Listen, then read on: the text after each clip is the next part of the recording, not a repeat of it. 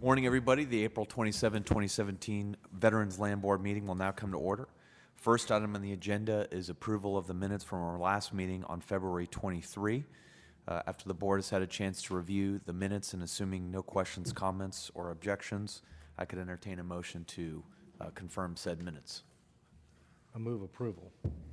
And I second. Motion is made, seconded, and carried unanimously to approve the minutes. Next item on the agenda is number 2, as stated. Good morning, Mr. Chairman, members of the board. For the record, my name is Charlotte Mumford. There are no appeals before the board today. There being no appeals and this being a non-voting item, we can move to the next item on the agenda, which is number 3, as stated. There were 15 tracts offered during the forfeited land sale online bidding period of March the 6th, 2017 through April 25th, 2017. We received a total of 169 bids, resulting in 14 high bids. Staff is requesting the board award all high bids that meet qualifications for the land program. I will be happy to answer any questions you may have. I think mine will work.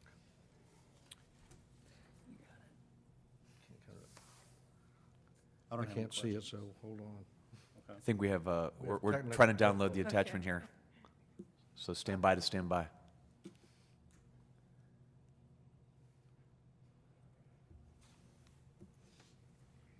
I don't have any questions. I have no questions. I'll go ahead and make the motion to confirm that consideration and action to accept and award all qualified high bids received. And I will second. Motion is made, seconded, and carried unanimously to approve item number 3. Next item on the agenda is number 4. Staff is requesting that the board take forfeiture action on the resolution before you, accept accounts where sufficient funds are received to avoid that action.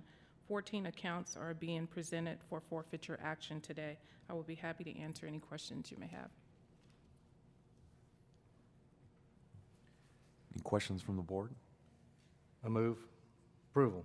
And I'll second. Motion is made, seconded, and carried unanimously to approve item number 4. Next item on the agenda is number 5. Staff is requesting the board take forfeiture action on the resolution before you. The resolution lists one account involved in a tax suit. I will be happy to answer any questions you may have.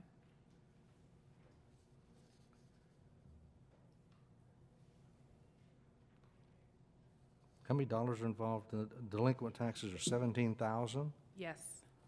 Wow. And are we underwater on this property, do you know? No, what we'll do is we'll have an appraisal done on the property, and at that time, we'll determine what the value of the property is versus how much is owed. So you're gonna have about 62,000 in it. Wow, okay. I move approval. And I second. Motion is made, seconded, and carries unanimously to approve item number 5. Next item on the agenda is number 6. Staff is requesting the board take action on the resolution before you. The resolution lists accounts to be considered for ordered for sale action today. These 10 accounts will become the tracts for the next forfeited land sale. We're requesting the board's authority to pull any account that fully reinstates prior to the sale date.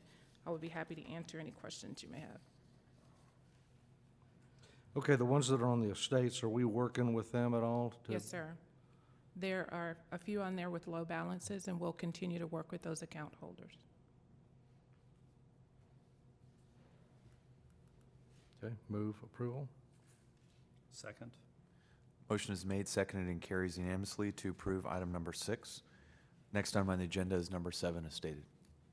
Staff is requesting that the board set the next quarterly electronic forfeited land sale bidding period to begin June 5th, 2017, with the bidding deadline of July 25th, 2017 at 5 p.m. I'll move to approve. Second.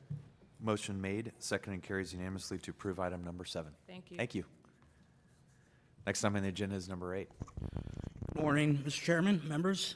The item before you today is the approval of the delegation of signatory authority to the Executive Secretary and Assistant Executive Secretary for forfeited land sales, signatory for contracts and signatory authority for deeds. We recently revised the contracts and the contracting processes in conjunction with the VLB staff. And at this time, we'd like to take this matter before the board to reaffirm that the board desires to have the executive secretary and assistant executive sign contracts and deeds for forfeited land sales. And I'll be happy to answer any questions. As part of this process, will agreements still run through legal services within the general land office? Is that- Yes, they will. They'll be drafted by staff, VLB staff. Then they will be reviewed by the VLB attorney, Mr. Wendell Smith, and then they will be reviewed by an Office of General Counsel's staff attorney before being turned over to the executive secretary or assistant executive secretary. Move approval. Okay. Second. All right. Thank you. Motion made, seconded, and carried unanimously to approve item number 8. Next item on the agenda is number 9.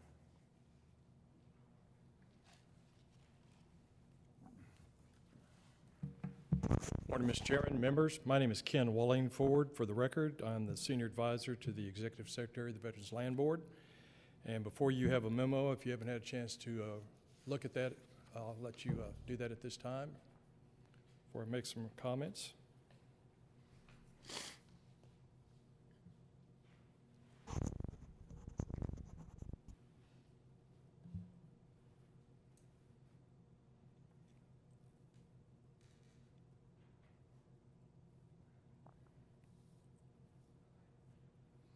You're giving it back to the VA. Yes, sir.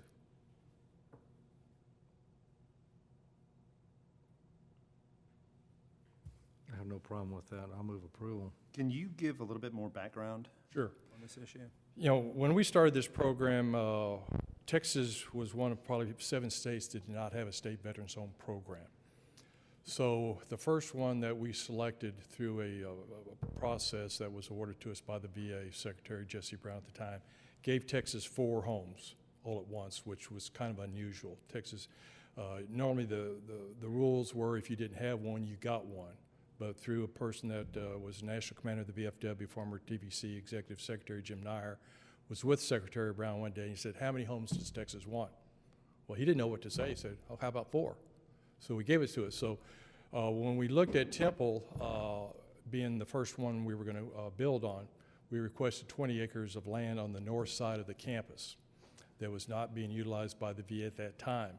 So then in March of 99, the VA conveyed 20 acres, 20.03 acres to the Veterans Land Board to build our first state veterans home on it. We envisioned that excess property, the 6.65 acres, would be used possibly for intramural fields, picnic areas for the community and stuff like that. That obviously never came to fruition. So in the interim, or since that time, the VA has been using that for overflow parking for veterans coming to the medical center, for their medical appointments, employees, and doing a surface lease with us for that 6.65 acres. They finally made the decision in Washington that they'd like to have that property returned to them so that they can use it for future expansion and development.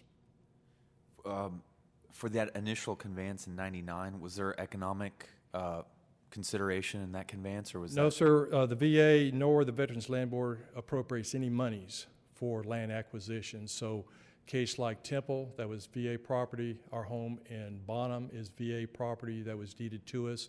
The remaining homes around the state are all, the properties are all donated by the local community, so there was no economic expenditures on our behalf nor the VA.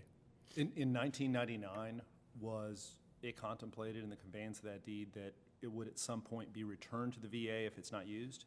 Not originally that, we thought, again, we had future plans to maybe use it for intramural fields or some, the VA allows us, and we will never probably do it, in my estimation, if we ever want to expand the home more than the 160 beds we've got, we would never expand it that far into that acreage.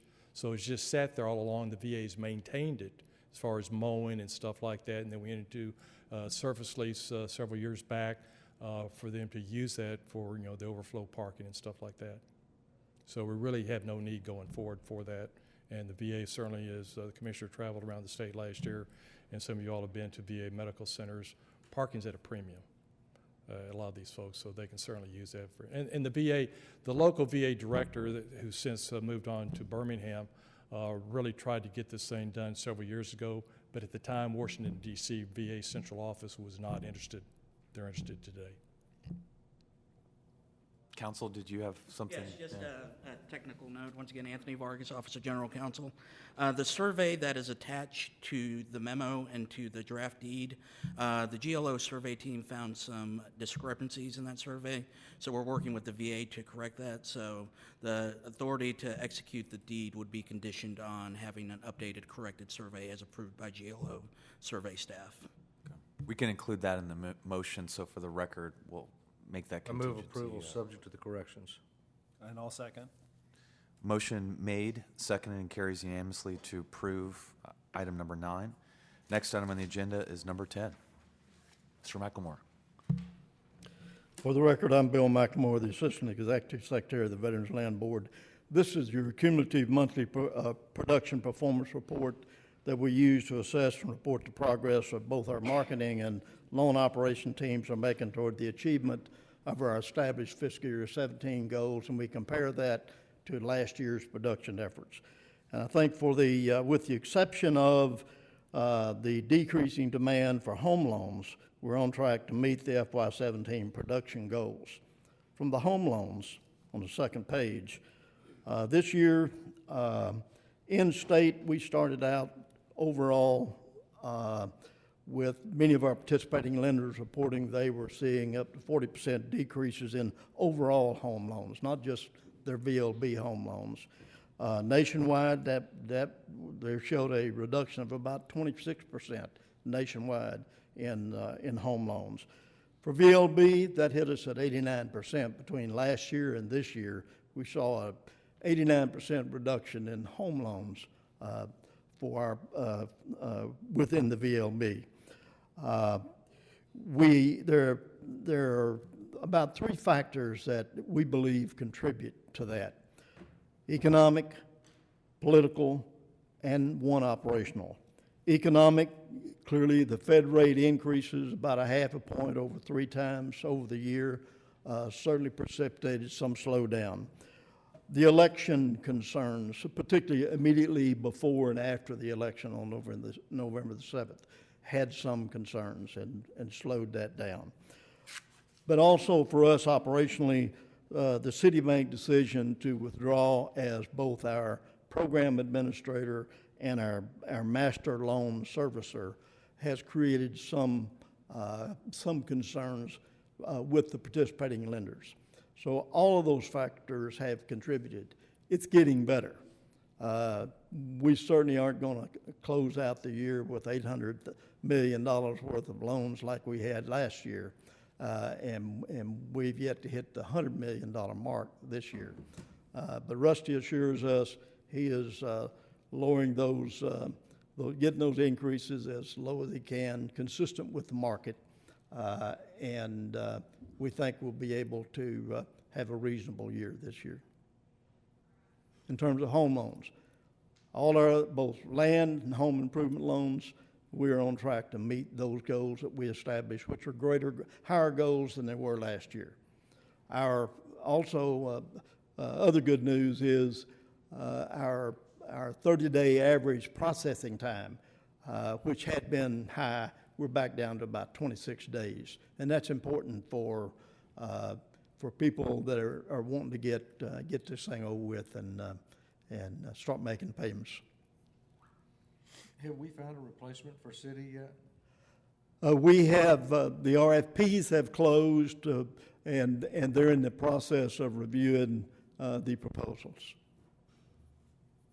How many participants came forward How many? in terms of the RFP process, do you know? We got 3 out of, 3? yes, sir. 2 in-state, 1 out-of-state.